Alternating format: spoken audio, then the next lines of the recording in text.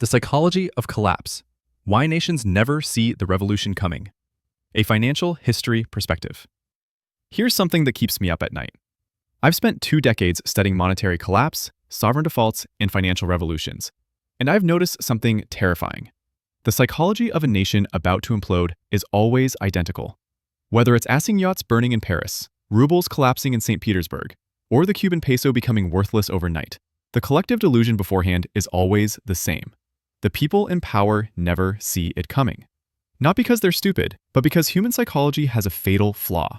We cannot perceive exponential decay until it's too late. Let me explain what I mean. The first psychological break, when expectations exceed reality. In 1788, a French peasant named Jacques worked the same land his family had farmed for 200 years. He paid roughly 80% of his income in various taxes and fees. Brutal, yes, but survivable, because that's what his father did, and his grandfather before him. Then something changed. Not the taxes, the expectations. The Enlightenment had spread ideas: liberty, equality, natural rights. Jacques learned that in England, peasants paid far less. He learned that in the American colonies, people had just overthrown a king and declared independence. He learned that maybe, just maybe, the way things had always been wasn't the way things had to be. This is what economists call the revolution of rising expectations. It's not poverty that causes revolutions. It's the gap between what people have and what they believe they deserve. The psychological formula is deadly simple. Rage equals reality minus expectations. When that number goes negative far enough for long enough, societies fracture. Now, let's talk about money, because money is where this psychology becomes visible, measurable, and inevitable. The currency of trust, when money becomes psychology. Here's what most people don't understand. Money isn't real. It's collective belief. A dollar bill is worth something only because we all agree it is. The moment that agreement breaks, the currency dies. France in 1789 had a currency crisis that perfectly illustrates this. The government was bankrupt. Spending was double tax revenue. So they did what all desperate governments do. They printed money. They called it assignats, backed by confiscated church lands. At first, it worked. The assignats circulated. People accepted them. But then the printing accelerated. By 1795, the government had printed 45 billion livres worth of assignats. Inflation hit 13,000%. A loaf of bread that cost 2 sous in 1790 cost 225 livres in 1795. But here's the fascinating psychological part. The collapse didn't happen gradually. It happened in cascading waves of realization. Stage 1. The government knows what it's doing. Stage 2. This seems problematic, but surely they'll fix it. Stage 3. Everyone else is still accepting these, so I will too. Stage 4.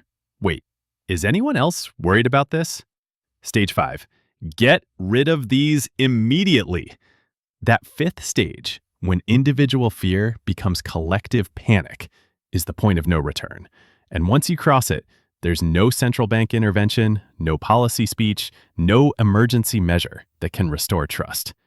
Because you can't print trust. The confidence trap. Elite psychology before collapse. Now let's talk about the people in charge, because their psychology is even more fascinating. Tsar Nicholas II in 1917 was not an idiot. He had advisors, intelligence reports, economic data. He knew there were food riots. He knew soldiers were deserting. He knew the war was going badly. But he genuinely believed, until the moment he was forced to abdicate, that he was in control. This is what I call the confidence trap.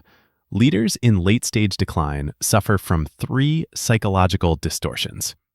Distortion number 1. Normalcy bias. We've weathered crises before. This is just another storm. Nicholas saw the 1905 revolution fail, so when 1917 started, he assumed this too would pass. After all, the Romanovs had ruled for 300 years. Institutions that last that long seem eternal. Distortion number 2. Information bubble. When you're at the top, people tell you what you want to hear. Nicholas's courtiers assured him the people loved him. Why? Because the people who would tell him the truth weren't allowed in the room.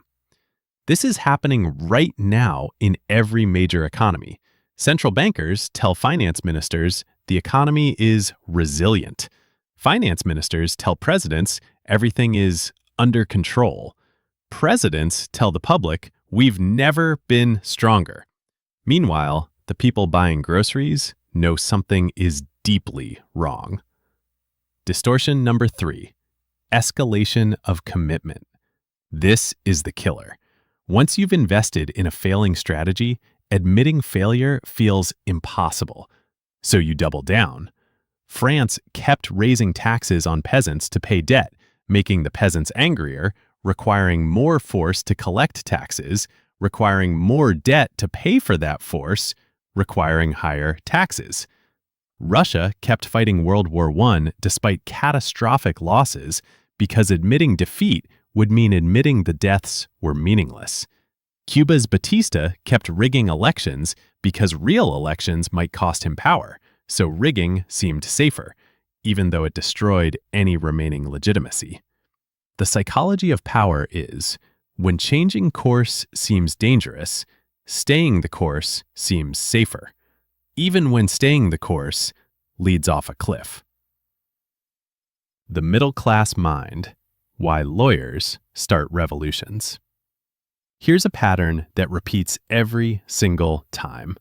Revolutions are not started by the poorest.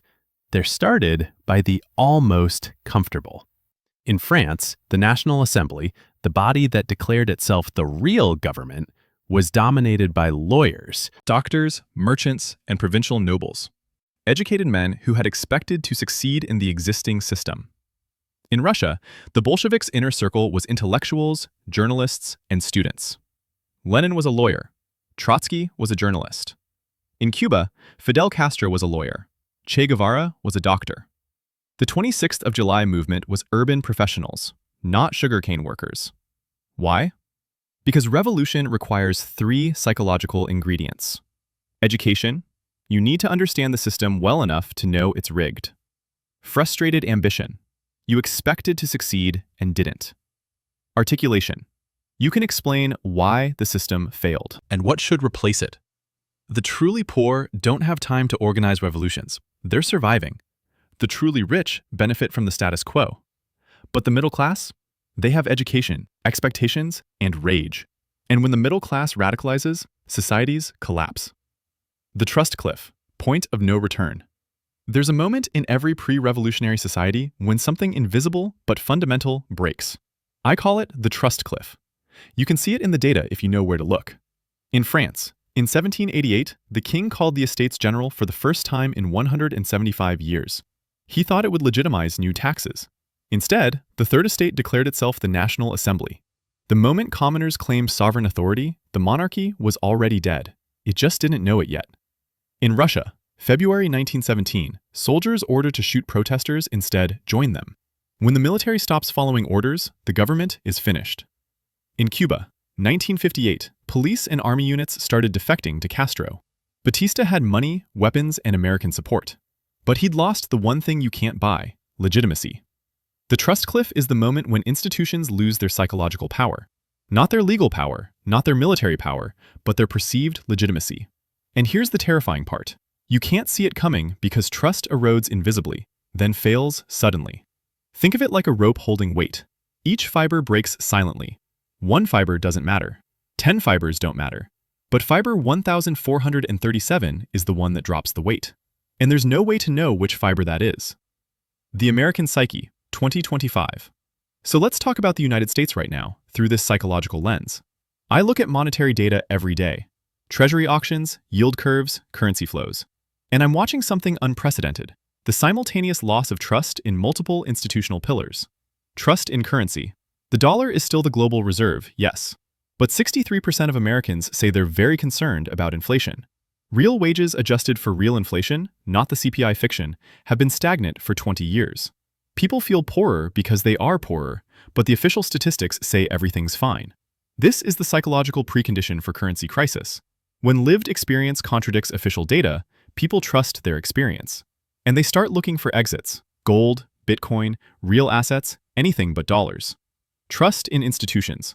Congress approval, 15%. Supreme Court, collapsing.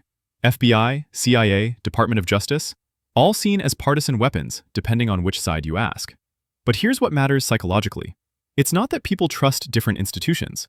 It's that they believe the other side's institutions are illegitimate. 50% think the 2020 election was stolen.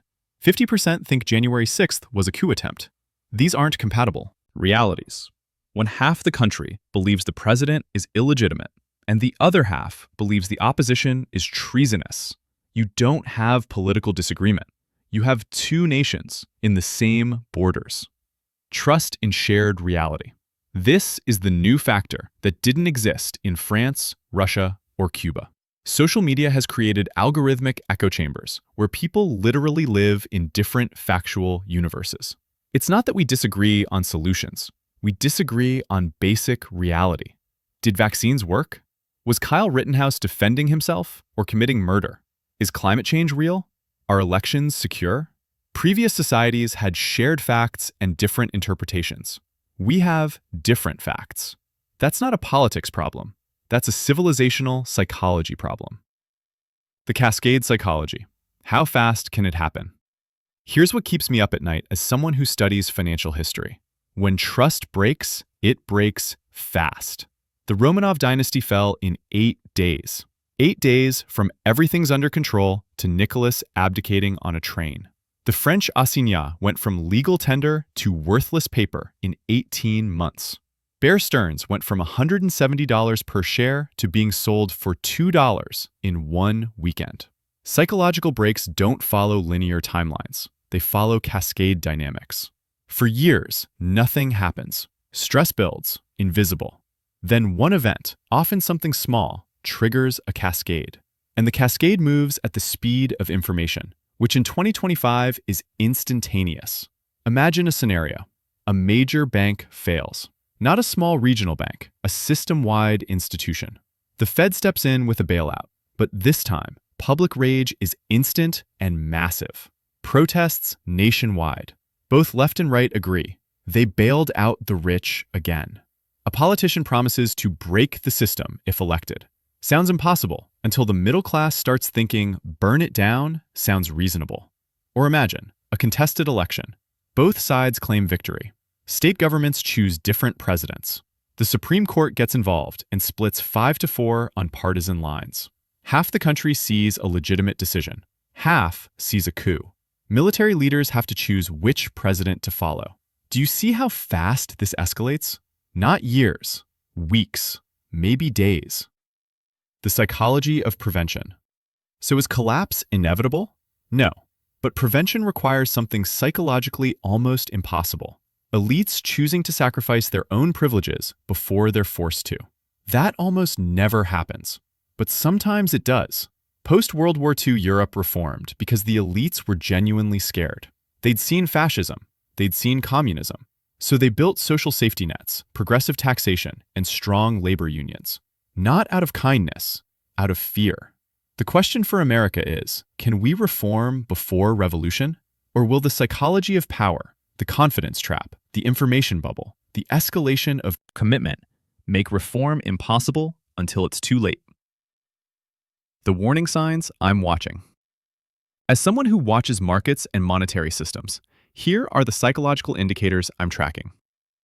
Velocity of trust decline. Are institutions losing legitimacy faster each year? Middle-class radicalization. Are professionals and educated workers giving up on the system? Elite awareness. Do people in power understand how close to the edge we are? Pressure valve functionality. Can peaceful protest, voting, and reform still channel anger, or are those outlets failing? Right now, all four are flashing red. The final psychological truth. Every society that collapsed believed until the very end that collapse was impossible. We're too big to fail. We're too powerful. We're exceptional. France was the center of European civilization. Impossible to imagine collapse until 1789. Russia was a 300-year empire of 180 million people, too vast to fall until 1917. America is the global superpower, richest nation in history, strongest military ever assembled. Impossible to collapse until it's not. The psychology of collapse is always the same. Invisible strain building, elite denial, middle-class radicalization, trust erosion, and then, suddenly, cascade.